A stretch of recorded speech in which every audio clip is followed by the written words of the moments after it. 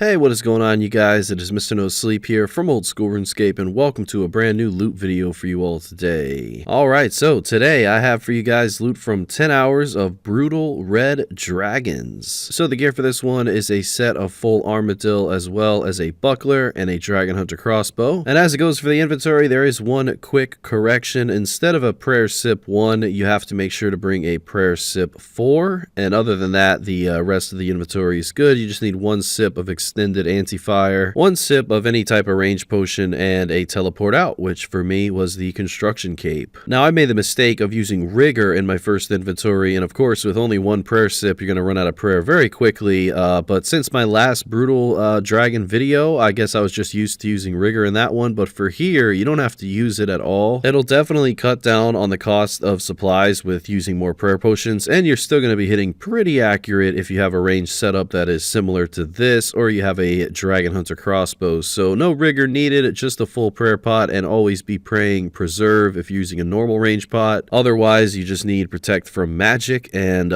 4 sips is just enough to finish up a full inventory. So it's a very easy inventory setup to remember, and it's very minimal cost in supplies. Now, there was a safe spot that I was using for most of this video, especially anytime I entered and started my inventory, and that is what you're seeing on screen there. This way, they can't use any melee hit against you. They can only use magic, and so you'll never take any damage. But if you're going to pick up the loot, then odds are you might be able to take like one melee hit from a surrounding dragon. But overall, if you're 99 HP, you should be fine, and you can always pray flick the melee prayer if you get a little too close to these brutal red dragons. Another important note, if you are going to use range here, I've actually never tried melee out. They're just so high level and such high defense that I didn't think it was worth it. Range seems to be very popular amongst the brutal black dragon killers that are in the room just to the north of this location, so I figured I would just use it for brutal reds. And of course, we're getting closer and closer to 200 mil range XP, so that's another reason too. But either way, the bolt choice is very important. I was using amethyst broad bolts, and the reason for this was because they're very, very inexpensive, and it'll save you a lot of money in the long term, because I think I used over 2,000 of them, and this cost about 500k to 600k. So had I used a more powerful bolt, I would have ended up spending millions. So keep that in mind if you're going to go with a Dragon Hunter crossbow setup. I was averaging about 53 to 55 kills an hour with this setup, and it's so laid back. As I mentioned before in my blood rune crafting video, this is very similar. You know, you don't have to look at the screen too much. Also, just a quick note about that blood rune crafting video. Yeah, I never knew about the blood essence being an item that was used with blood rune crafting. I know it's my job to play in this, you know, and I should know more about the game, but I honestly have my flaws, right? So I do apologize about that. I'm not gonna redo the video, obviously, but thank you guys for letting me know. Yeah, you know, you never stop learning, what can I say? But back to the brutal red dragons. So this is a slayer task that can be assigned by Duradel, Konar, or Neve, or Steve, whoever you have. And you also may have encountered a brutal red dragon during the course of Dragon Slayer 2. According to the wiki. But yeah, the average kill for a brutal red dragon, according to the wiki again, is about 15k. Cool thing about it is that you're always going to get 2 red dragon hides instead of 1, so that right there is like 4,100 GP, and then the dragon bone current price is 2.7k. That's actually a lot higher than it used to be, so that's good to see. Dragon bone's definitely going up in price. But then the normal drop table's pretty excellent, I'd say. I mean, you have all sorts of alchables, so if you want to stay here longer term and bring a bone crusher maybe, then you definitely bring some high alchs as well. And you can high alch all the items like such as adamant and rune and upwards of dragon. You got that dragon med helm, dagger, and longsword, and rune plate body, but that's all 1 in 128, so don't get your hopes up too high to be seeing those commonly drop compared to like brutal black dragons. But you can also get common adamant and rune drops, as well as red d'hide bodies, 1 in 64, 56, and 28. So definitely worth it to bring high alchs if you want to stay here longer. They also drop other nice things for Iron Men like white berries and runite ore, as well as dragon javelin heads and dart tips and arrow tips. So those are nice for long-term, fletching or whatever you want to do with them. The blood runes are nice, as well as the death runes and the laws. I wouldn't really bother picking up the air runes, but I'm pretty sure I did for this video. And you also get some cheap ammunition like rune arrows, darts, and throwing axes. Now, this is the Catacombs of Karen, so of course we're going to be getting totem pieces. I didn't save any Scotizo content for this video because we did get a full totem in this 10-hour session, but I am planning a Scotizo video in the future. so stay tuned for that. Also involves the Iron Man, so it's kind of a 2-account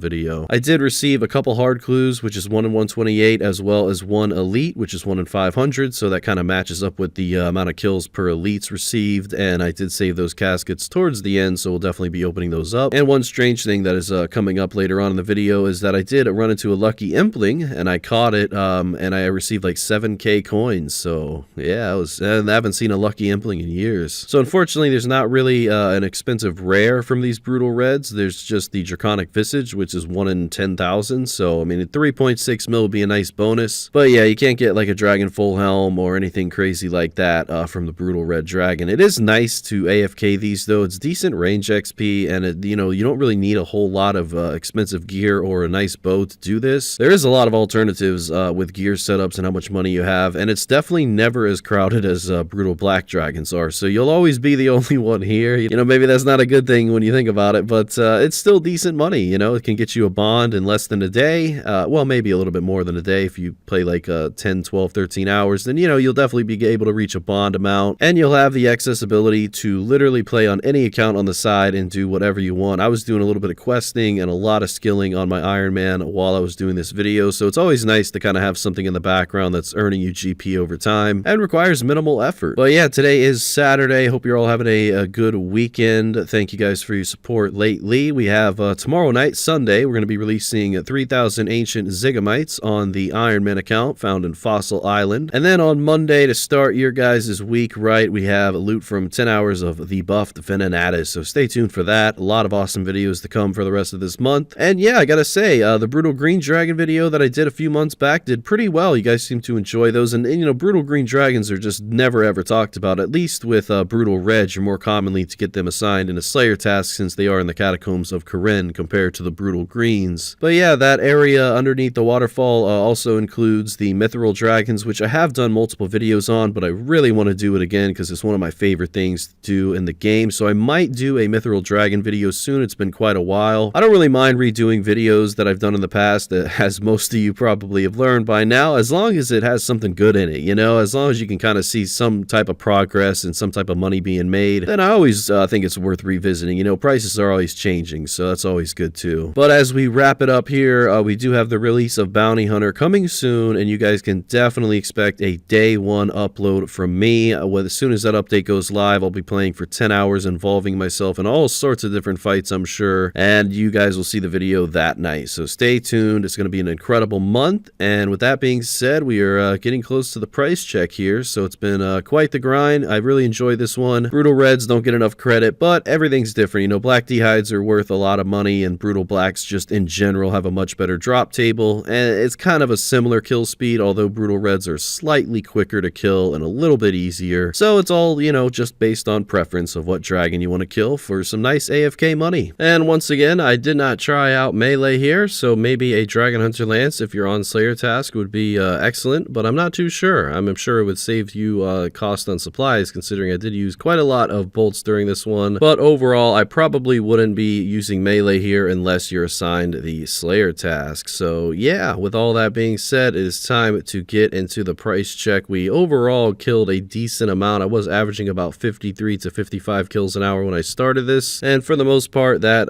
stayed on par with pretty much every hour of this whole entire video. So yeah, now it's time to do the price check. We have 544 kills total, 1088 red D-Hides, and not as much rune items as I would have liked to have seen from this video, but it's understandable since they just don't have the greatest drop table compared to the Brutal Blacks, which are just north of this location, so you can always try to kill those too if you want to safe spot something for money. But overall, the very first price check, this is everything pretty much, minus the runes and the clue scrolls, the totems, and the ancient shards, does come out to be 6.7 mil. So that is not too bad. That already is close to 700k an hour, and we still have one more price check to do. Looks like we got 311k from the rest of the items, so that's just about 7 mil, 700k an hour, 542 kills in 10 hours, and 1 mil in supply costs, so 6 mil profit. Now it's time for the hard clues. A beautiful one, 561k, followed by 176k, and then 600k. Hards were definitely more generous to me in this video, so 1.4 mil from the hards, and now it's time for the disappointing elites. 119k, followed followed by 71k. So that's 200k from the elites, another 1.6 mil total from the clues. So now we brought our 6 mil profit up to 7.6 mil. That's after all the ammunition and the potions that were required for this one. Well, that sounds pretty good to me. I hope you guys enjoyed it today, and I'll see you tomorrow night with another video. A big thank you to the YouTube channel members, with a special shout out to Matthew Stivers and Angelzblood. Mr. No Sleep,